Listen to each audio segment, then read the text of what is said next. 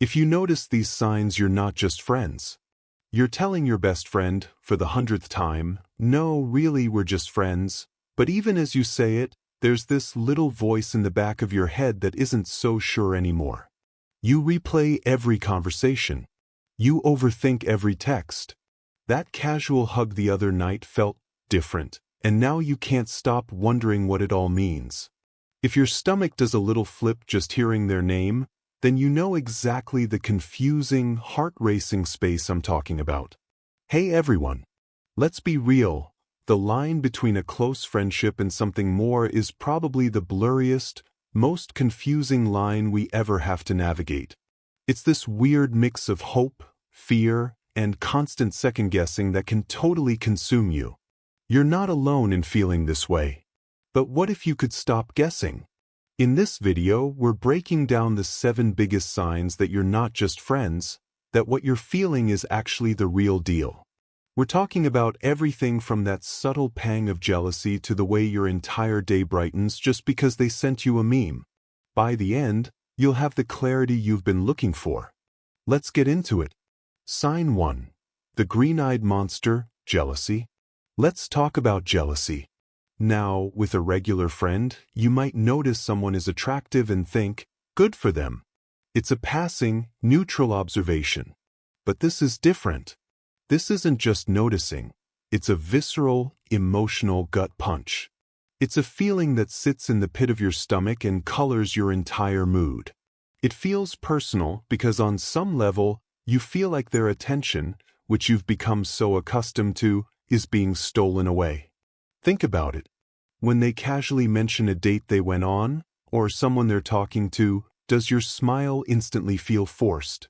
Do you find yourself asking a few too many questions, not out of genuine curiosity, but out of a need to scrutinize and find flaws in this new person?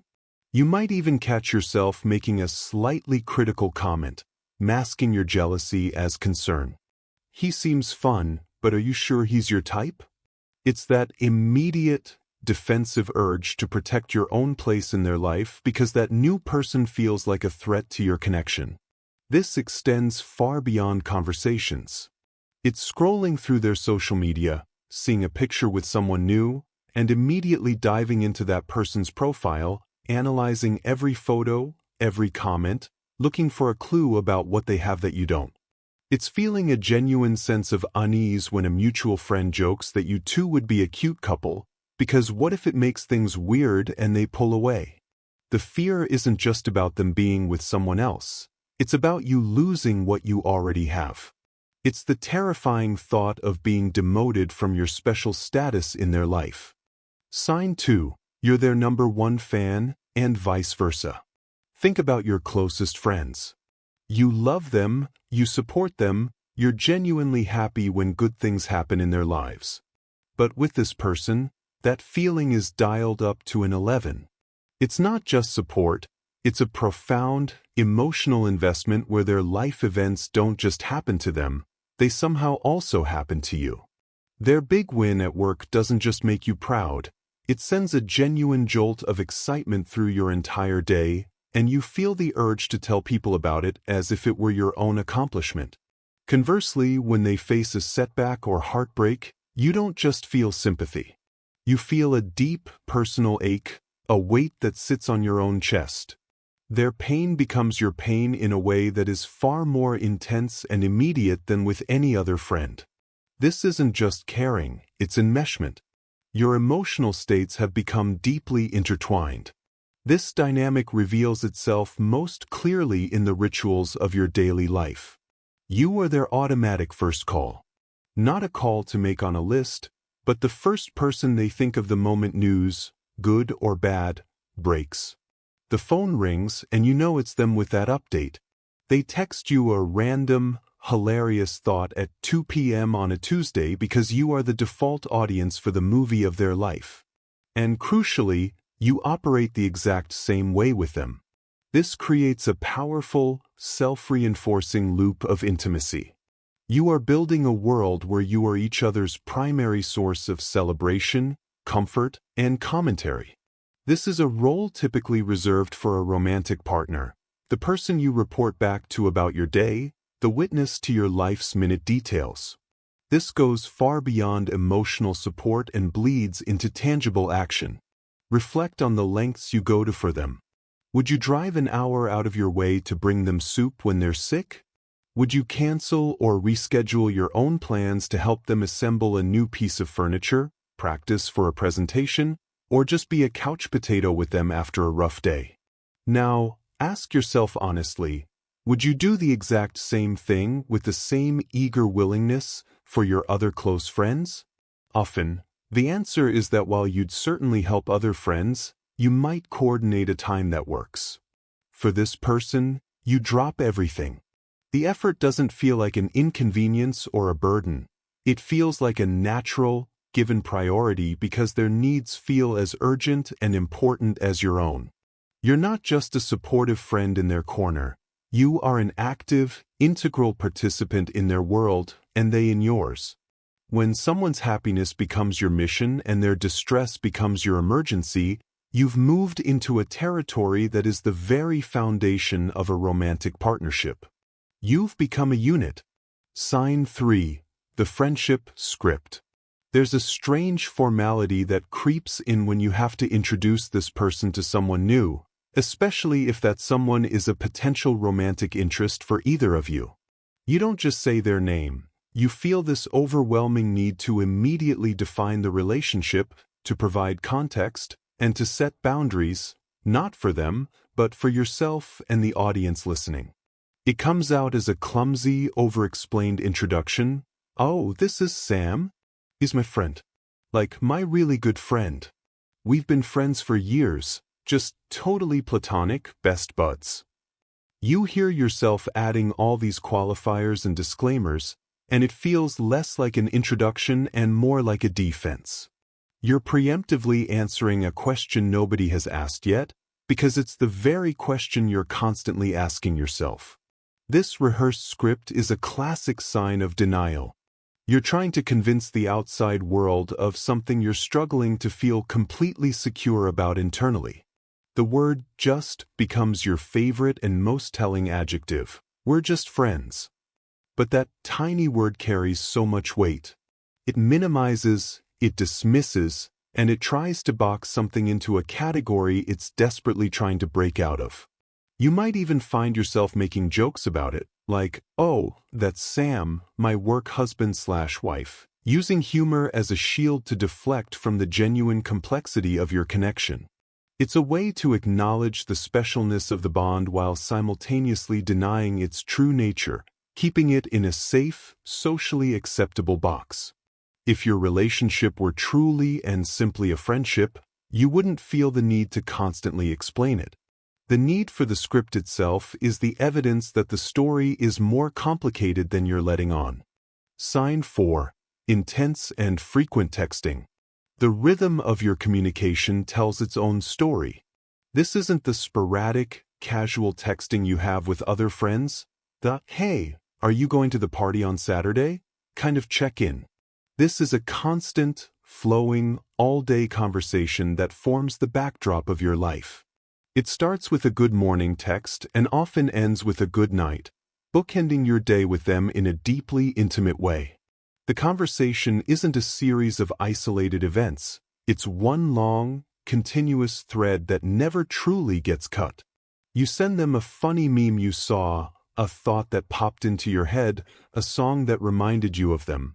Not because you have a specific reason to, but simply because you are thinking of them, and the impulse to connect is immediate and automatic. This creates a unique dynamic where the silence between messages becomes loaded with meaning. If they usually reply quickly and then suddenly go quiet for a few hours, you notice. You might even feel a pang of anxiety, wondering if you said something wrong or if they're busy with someone else. You find yourself analyzing reply times, the tone of their messages, and the use of emojis, reading into subtext that probably isn't even there. There's a low-grade fear of the conversation dying, as if its end would symbolize something much larger. This isn't just about sharing information, it's about maintaining a connection, a constant digital tether that makes you feel close to them even when you're apart. You're not just keeping them updated on your life, you're inviting them into the minute-to-minute texture of it, sharing a private, ongoing world that exists just for the two of you. This level of consistent, intimate communication is the lifeblood of a romantic relationship, creating a shared space that leaves little room for anyone else. Sign 5. Physical touch and proximity. Touch between friends is usually casual, functional, and brief. A high five, a quick side hug, a pat on the back. It's a punctuation mark in a conversation. But the touch between you and this person feels different. It's less about camaraderie and more about connection. It's lingering. It seeks out intimacy rather than just offering a gesture. You find yourself naturally gravitating towards each other in a room, sitting just a little too close on the couch so your legs are almost touching. A hug goodbye isn't a simple two-pat affair.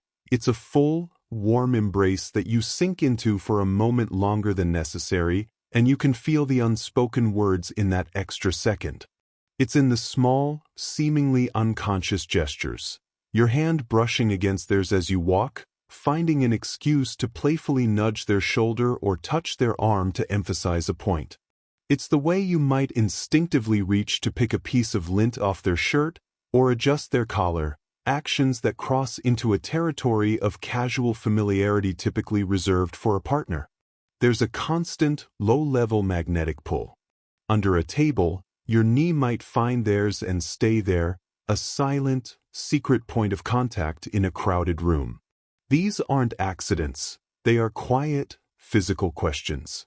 Each touch is a way of testing the boundaries, of seeking reassurance of the connection, and of communicating a closeness that words can't quite capture.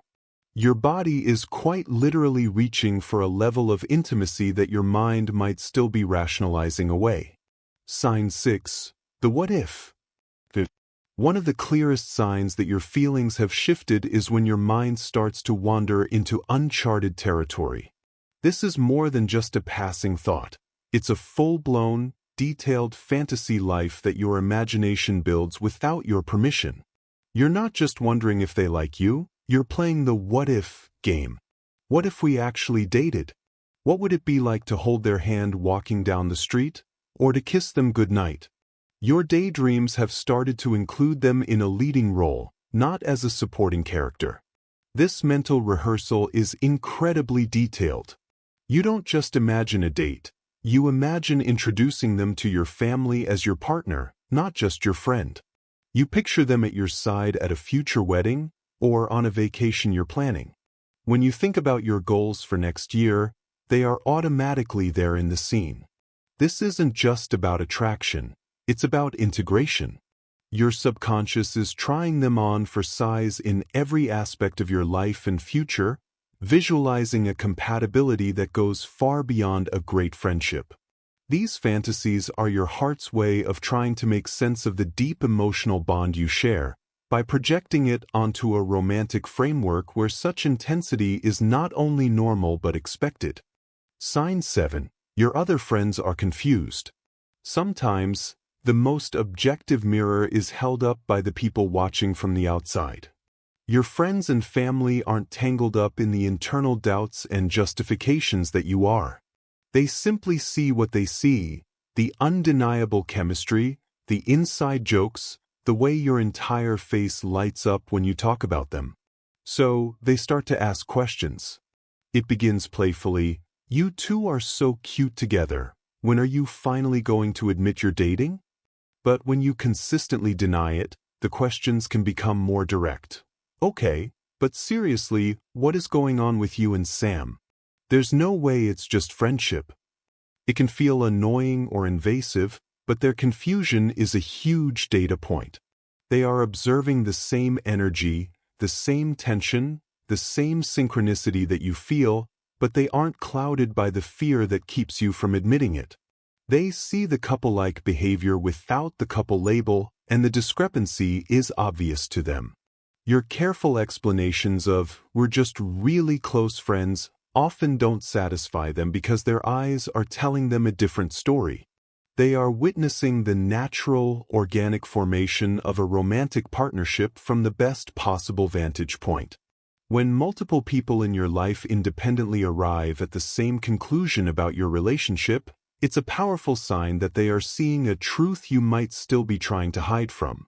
So, if you found yourself nodding along to most of these signs, if that pang of jealousy felt a little too familiar, if your text thread with them is a never-ending novel, or if your friends won't stop asking about the two of you, then it's time to be really honest with yourself. Chances are, what you're feeling has quietly crossed the line from a platonic friendship into something much deeper. Those feelings aren't just in your head, they're showing up in your actions, your thoughts, and the very specific energy between you. You're not just friends. Realizing this can feel overwhelming, but the most important and courageous first step you can take is simply to acknowledge it. You can't navigate a feeling you're refusing to admit is there. Give yourself permission to sit with that truth without judgment. From there, you have a choice to make, and only you can know what's right for your unique situation. Do you value the current friendship so immensely that you're terrified to risk it? Or does the potential for something more feel so powerful and real that it's worth having a brave, honest conversation? There's no universally right answer, but there is a necessary starting point. Honesty with yourself is the only key that can unlock honesty with them. This is a journey so many of us are on, so I'd love to hear from you. Let me know in the comments, which one of these signs hit home for you the most? Was it the physical touch or the constant texting? Or maybe you have your own story about navigating this exact situation. Share your experience so we can all learn from each other. If this video helped bring some clarity to a confusing situation, please give it a thumbs up. It really helps support the channel. And if you're trying to figure out this whole relationship thing, consider subscribing and hitting that bell so you don't miss what's next. And because that next step, the conversation, is often the hardest part, I've made a video that walks you through exactly how to do it. How to be vulnerable, how to read the signals, and most importantly, how to protect that beautiful friendship you've built, no matter what the outcome. It's called How to Confess Your Feelings Without Ruining the Friendship, and you can find it right here. Thanks for watching.